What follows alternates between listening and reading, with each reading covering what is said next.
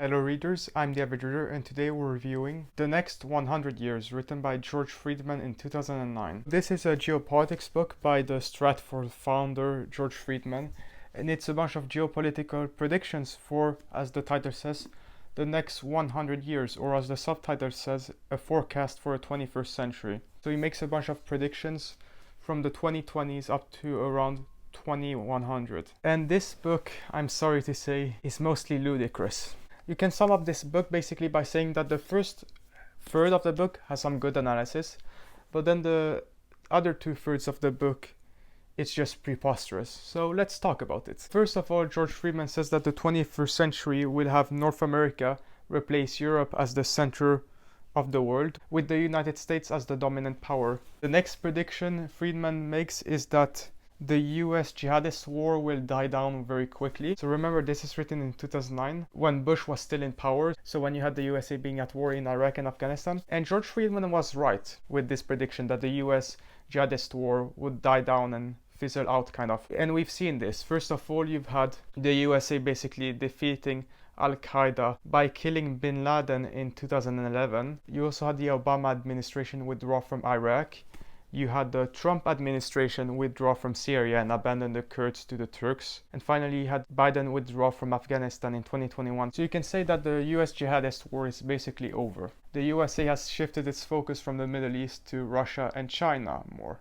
Next, George Friedman says that the population is aging and that the population growth will slow down very much in the coming decades, which is true, and he says this will have dire consequences, which I think is kind of overstated, but it's partially true. Especially in China and to a certain extent in Europe, you will have bad consequences because of this aging, but it won't be as bad as people think. Because people fail to remember that societies are dynamic, they find solutions to problems usually. Then Friedman says that Russia is becoming more aggressive and they're gonna try to retake more of their ex-Soviet empire, which is true, this has happened. So this is written a year after Russia's invasion of Georgia, and as we know, Russia attacked Ukraine indirectly in 2014 and they full-on invaded Ukraine in 2022. And here's the one bold prediction I agree with George Friedman, that Russia will collapse and fragment quite soon. Because Russia's demographics are screwed, and if you've read Peter Zihan,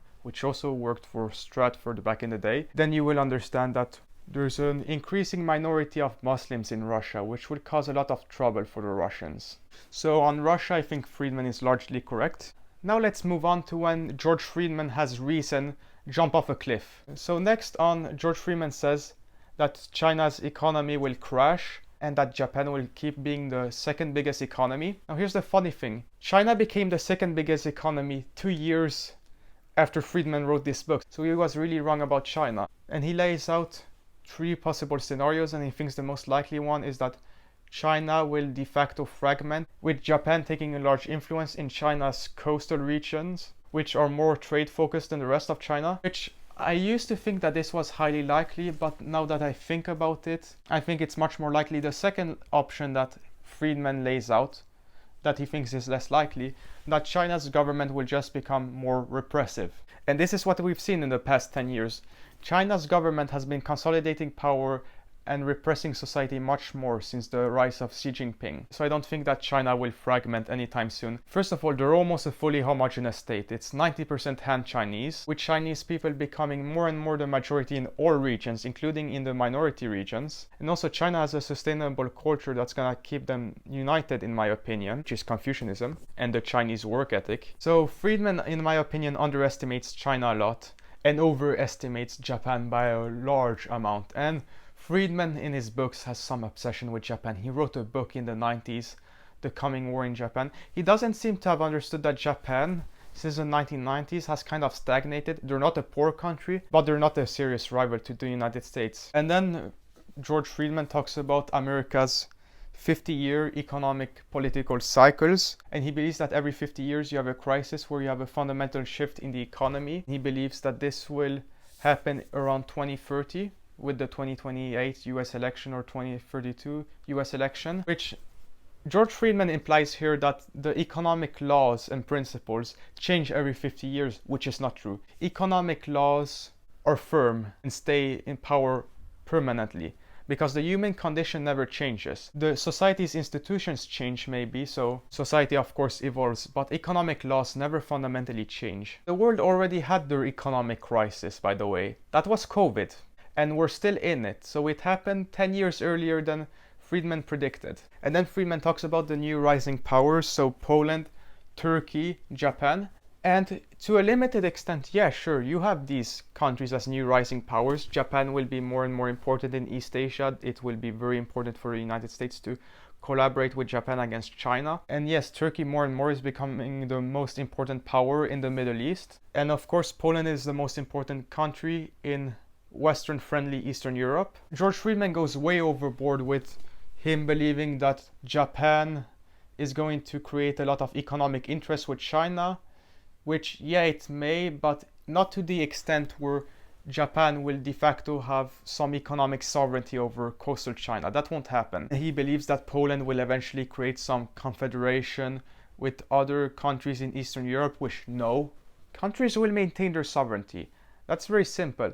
You will not see a large shift in borders for most places, probably. He believes, by the way, that NATO is becoming null and void, which no. NATO has strengthened in the last few years since the Russian invasion of Ukraine. And he believes that Turkey is going to create kind of an empire, which, yeah, that's kind of possible in the Middle East and the Caucasus specifically. It is not possible for this to happen in Europe, where you have the European Union and NATO. The Christian parts of the Balkans, which is most of the Balkans, hate the Turks, so they're not gonna allow that. You have Bosnia and Albania, sure, but then you have Serbia, don't like Turkey. You have Greece, don't like Turkey. You have Croatia, which will be backed up by Germany. So Turkey will not expand in the Balkans. That's not plausible. And he believed that in 2050 you will have another world war which will involve space a lot, which if you had another world war, yes, in theory you would have space involved a lot. Space is becoming rapidly an important area of geopolitics, that is true. And he believes that in this world war there wouldn't be that many deaths, only about 50,000. But think about what George Friedman is actually predicting here. He believes, and seriously, he's not joking in this is not in jest. He believes that there will be a war between, on one side, Poland and the United States, and on the other, Japan and Turkey. No.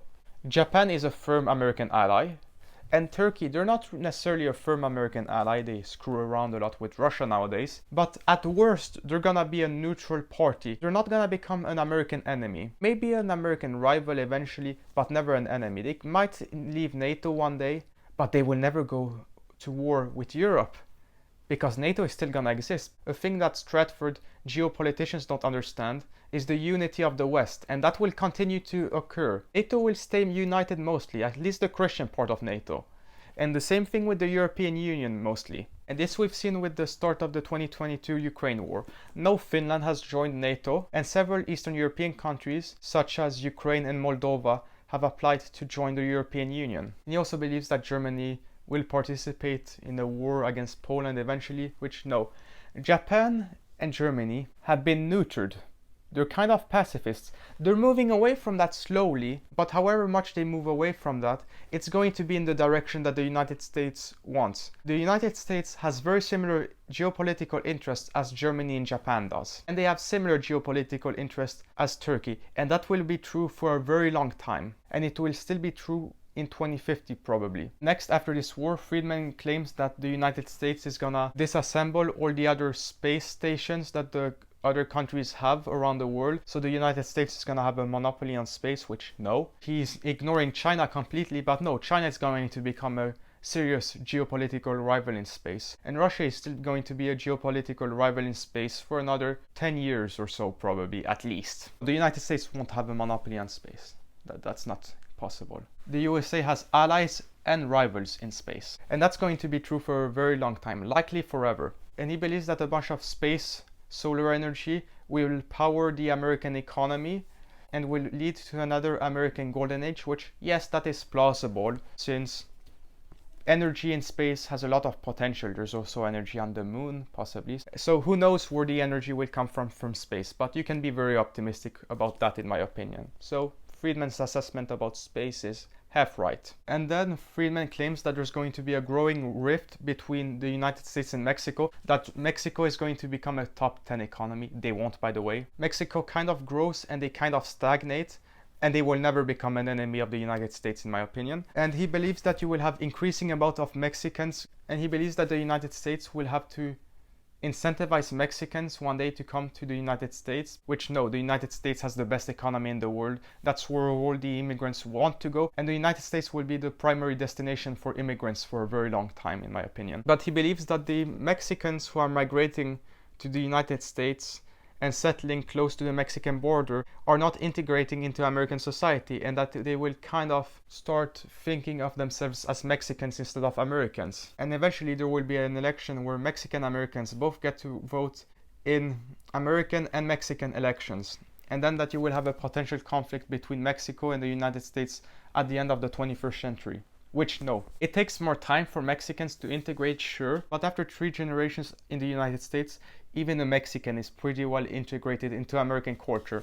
And also, Friedman glosses over how similar Mexican and American culture is. They're different, sure. American culture is Protestant culture and Mexican culture is Catholic culture, but they're still quite similar. It's nowhere as big of a chasm as secular people in Europe and Muslims coming in from the Middle East. Mexicans and Americans are not that fundamentally different, and I believe that Mexicans will successfully integrate into American society, and they will intermarry, by the way. Hispanics will interbreed with whites, so the distinction between Mexican and American will become fluid, and I believe that relations between Mexico and the United States will keep growing in the long run. So, how would I rate the next 100 years? I'm gonna give it a 4 out of 10. And this is the lowest rating I have given to a geopolitics book. But Friedman just makes so many erroneous predictions in this book. That the United States will go to war with Turkey and Japan. That Mexico will become a serious rival to the United States. That the Chinese economy will collapse and that Japan will dominate the coast. The more I read different types of books, the more I'm skeptical of these radical visions of the 21st century. You see, initially last year, I was very enamored with a lot of what Peter Zeihan said about the Middle East and about China. These Stratford guys, like Peter Zeihan and George Friedman, strongly underestimate the resilience of societies. There will not be a large-scale war in Europe. There will not be some big war between Japan, Turkey, and the United States. Some of these predictions that George Friedman makes about the US jihadist war and American power and Russian decline, they are true. However, most of what Friedman says is just ludicrous. Of course, these are predictions, so who knows if they will be true. But I think for the most part, Friedman will be wrong, since we can already see that he's been wrong about several of his predictions in 2020, such as about China and Japan. So 4 out of 10. Do I recommend you to read this book? No. If you want to read one of these radical views on geopolitics, then you should read something by Peter Zeihan, because there it's at least a lot more developed, which is why I'm gonna recommend you to check out my book review of The Absent Superpower by Peter Zeihan. This is Peter Zeihan's best developed, most plausible geopolitics book, in my opinion. So if you want to see the strongest arguments that Stratford has made about the future, check that out. Anyways, I'm the average reader, and I will see you readers next time.